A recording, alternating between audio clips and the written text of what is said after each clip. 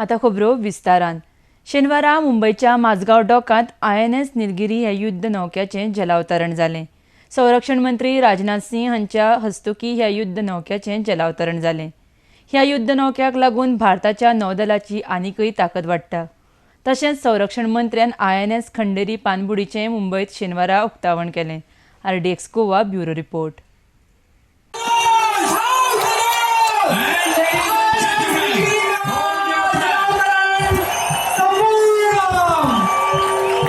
Hold your breath as your Nilgiri is about to splash the water for the very first time. There she goes. What a phenomenal sight.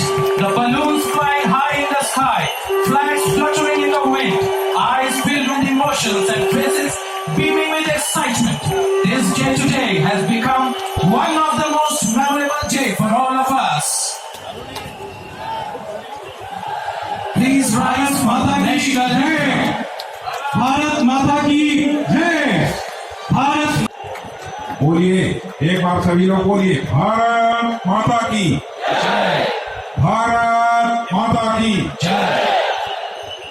मेरे बहनों भाइयों, मैं आप सबको भी तहे दिल हार्दिक बधाई देता हूं और नीलगिरी इस वार्षिक की लॉन्चिंग के अवसर पर मैं समस्त देशवासियों को भी अपनी तरफ से हार्दिक बधाई देता हूं। बोलिए फिर से, भारत माता की जय। वंदे मातरम। वंदे मातरम। वंदे। मातरम। धन्यवाद।